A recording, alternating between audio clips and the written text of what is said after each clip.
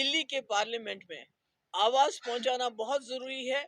इस आवाज पे नजरें खाली जम्मू कश्मीर की नहीं बल्कि 20-22 करोड़ मुसलमानों की भी लगी हैं, जिनके घर तोड़े जा रहे हैं, जहां मस्जिदें तोड़ी जा रही हैं, और 80 करोड़ उन हिंदुओं की भी है जो गांधी के हिंदुस्तान में यकीन रखते हैं, जो नहीं चाहते हैं हिंदू मुस्लिम का झगड़ा हो। तो इसलिए हमने आज फैसला किया है कि हम जो हमारे इंडिया अलायंस में है, कांग्रेस पार्टी के साथ भी मशवरा करके, क्योंकि हम कोई एक तरफा फैसला नहीं करना चाहते हैं, हम उनके साथ भी मशवरा करके जो आज नेशनल कॉन्फ्रेंस की तरफ से फैसला आया है, इसका जो है आपस में भी बैठ के, और इसमें कांग्रेस को भी कॉन्फिडेंस में लेके जल्दी ही हम आपके सामने अपना फैसला लेके आएंगे। और मतलब तकलीफ तो होती है, जिस चीज को आपने 5 साल तक संभाल के रखा, संजो के रखा, कि एक यूनिटी दिखाई, आज उस यूनिटी को तितर बितर होते हुए बहुत तकलीफ होती है, बहुत अफसोस होता है। क्योंकि हमें तो वो जो कैदी में हमारे नौजवान हैं उनके लिए लड़ना चाहिए, हमारे बच्चों के पासपोर्ट बंद होते हैं उसके लिए लड़ना चाहिए, हमारे नौजवानों के पेपर्स लीक होते हैं, उनके साथ नौकरियां नहीं मिलती, उसके लिए लड़ना चाहिए था, जम्मू कश्मीर के तशक्कुस के लिए हमें मिलके लड़ना चाहिए था। मगर आज हम सीटों के बंटवारे पे इस तरह अलग हो गए, हमने सब कुछ तहस नहस कर दिया जो 5 साल हमने बना के रखा था। इस बात पे मुझे अफसोस है, मगर साथ ही मुझे अपने वर्कर्स, लीडर तो छोड़ के चले गए या उनको छुड़ा के चला लेके गए, मगर जो मेरे वर्कर हैं, जो दिलो जान से जिन्होंने ये पार्टी खून दे के बनाई है, मुझे उन पे भरोसा है। जिस तरह 2014 में उन्होंने पीडीपी को कामयाबी की एक नई ऊंचाइयों तक लेके गए, इंशाअल्लाह आने वाले वक्त में भी वो पीडीपी को नई ऊंचाइयों तक लेके जाएंगे, ये मुझे अपने वर्कर पे यकीन है, और मैं इसके लिए उनको बार बार सलाम करती हूँ। Thank you so much. I think I Umar Abdullah ने इल्जामात लगाए, उन पर क्या कहेंगी आप? नहीं, एक मुझे जानिब कोई इत्तेहाद की बात, दूसरी नहीं नहीं जानिब नहीं बड़ा वो बुला। नहीं, मुझे कोई ऐसी वैसी बात नहीं कहनी है। हम तो चाहते हैं कि हम तो चाहते थे कि ये पर्दा रहे, क्योंकि पिछले 1-1.5 महीने से नेशनल कॉन्फ्रेंस की तरफ से बातें आ रही थी, तो हम चाहते थे पर्दा रहे, किसी तरह यूनिटी चलती रहे। मेरे ख्याल में हमारे लिए उमर साहब ने क्या कहा वो मुद्दा नहीं, हमारे लिए सामने बड़े मुद्दे हैं, जो हमारे नौजवान जेलों में पड़े हुए हैं, जो जर्नलिस्ट को एक दिन बेल मिल जाती है, जैसे ये सजाद गुल है, सुल्तान गुल है, तो उसको फिर दोबारा बंद कर दिया। तो हमारे लिए ये मुद्दे हैं, नौजवानों के मुद्दे हैं, हमारे तशख़्ख़ुस के मुद्दे हैं। मेरे ख्याल में हमें उसके लिए लड़ने की ज़रूरत है। आपस में उमर साहब ने क्या कहा, अब हम क्या कहेंगे, मुझे लगता है वो कोई बात नहीं है। उमर साहब ने जो उसी प्रेस कॉन्फ्रेंस का हवाला देते हुए उन्होंने कहा कि 6 सीट पे शायद समझौता होना पॉसिबल नहीं था, इससे आने वाले असेंबली इलेक्शंस में हम अलायंस के लिए तैयार है। तो इसमें नहीं, मैं उसके पे जाना नहीं चाहता। मेरे लिए पार्लियामेंट में अलायंस होना बड़ी बात नहीं है, मेरे लिए यूनिटी, इत्तेहाद होना ज़्यादा ज़रूरी था। जैसे मैंने पहले कहा, अगर फारूक साहब ने एक मीटिंग लेके बुलाया होता, हमसे मशवरा किया होता कि भाई हम तीनों की तीनों सीटें लड़ना चाहते हैं, हमारे वर्कर नहीं मान रहे हैं, तो शायद हम 1 सीट की क्या 2 सीट, हम भी 3 सीट की कुर्बानी दे सकते थे, कोई बड़ी बात नहीं थी। क्योंकि मुझे लगता है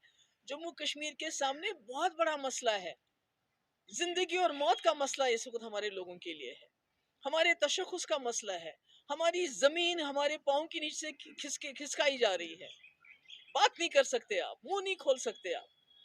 तो ये तो मेरे ख्याल में हमारे सामने तो बहुत बड़े मसले थे, ये तो पार्लियामेंट की 3 सीटों का मसला हमारे लिए नहीं था। पर ये दुख ज़रूर होता है कि अगर मैंने कहा था अलायंस में, इंडिया अलायंस में, कि फारूक साहब हमारा फैसला करेंगे, तो फैसला करने से पहले एक बार मुझे बुला लेते, मुझसे कह देते, मुझसे बात करते कि हम ऐसे करने वाले हैं, तो शायद ये दुख भी नहीं होता हमें।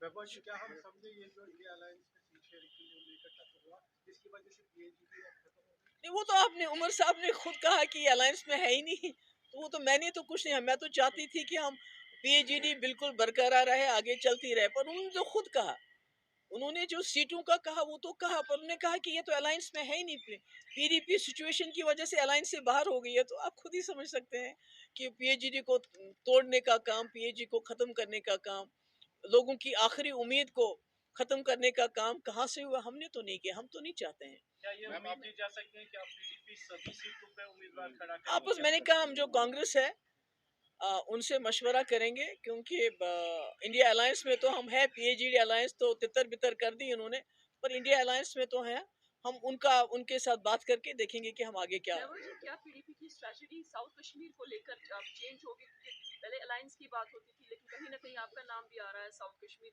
अनंतनाग सीट के लेकर। نہیں ابھی تو میں نے کہا نا مل بیٹھ کے آپس میں مشورہ کریں گے کہ how to go about it, کیا کریں گے کیا نہیں کریں گے، وہ ابھی ہم کوئی اس وقت میں ان سارے سوالوں کا آپ کا جواب نہیں دے سکتا۔ بابا جی عمر صاحب نے کہا کہ پی ڈی پی جو تھی تیسرے نمبر پہ تھی، اس لیے وہاں الائنس کی تو بات ہی نہیں آئی۔ نہیں میں تو نہیں جاؤں گی، 2014 میں تو فاروق صاحب ہار گئے تو اس کا مطلب ہے پھر وہ الیکشن ہی نہیں لڑیں گے۔ عمر صاحب گاندربل سے ہار گئے، 2014 میں سنوار سے ہار گئے، تو اس کا مطلب ہار جیت تو چلتی رہتی ہے۔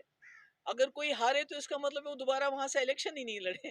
یہ تو مجھے لگتا ہے یہ تو زیادتی ہے۔ میڈم آپ مانتی ہیں آپسی متبیعت کے چلتے انڈیا ایئر لائنس سے اور کمزور ہوگا؟ دیکھیے ہم نے ایک ڈیموکریٹک الائنس بنائی تھی جموں کشمیر میں پی ایچ ڈی کی شکل میں، یہاں تو بہت ریزسٹنس بنی ہے، بہت سارے ریزسٹنس کرتے تھے، مگر وہ with in constitution with in democratic process نہیں بنتے تھے، یہ ایک یونیک الائنس تھا۔ تو اس کو جس طرح سے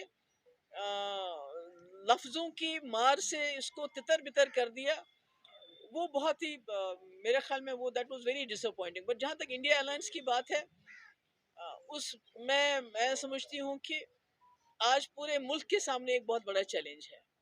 جموں کشمیر تو لیبارٹری ہے، جو ملک میں ہو رہا ہے اس کی لیبارٹری جموں کشمیر میں ہے، تو ہمیں تو یہاں اکٹھا ہونا چاہیے تھا۔ جب ہم یہاں تتر بتر ہو گئے تو اس کا نیچرلی ایک تو ہو جاتا ہے وہ۔ میم 4 اگست 2019 کے بعد لوگوں کی امیدیں جڑی تھی پی ایچ ڈی کے ساتھ، آپ کو نہیں لگتا پھر سے آج اب کیا کروں میں نے تو کھلواڑ کوشش ہو کی، گیا پھر سے؟ ہم نے تو بہت کوشش کی میرے بھائی، ہم نے تو میں نے تو فاروق صاحب کو ہی بولا کہ یہ ہمارے سب سے بڑے لیڈر ہیں، ان کو فیصلہ کرنے دیجئے، یہ فیصلہ جو کریں گے ہمیں قبول ہوگا۔ مگر انہوں نے اتنا نہیں سوچا کہ مجھے بلا کے مجھے بتائیں، ایک یک طرفہ اعلان کر دیا کہ ہم 3 کی 3 سیٹیں لڑیں۔ کم سے کم بلاتے، کہتے کہ ہمارا ورکر نہیں مان رہا ہے، ہمارے ایکس لیجسلیٹر نہیں مان رہا ہے، یا کوئی اور پریشانی ہے،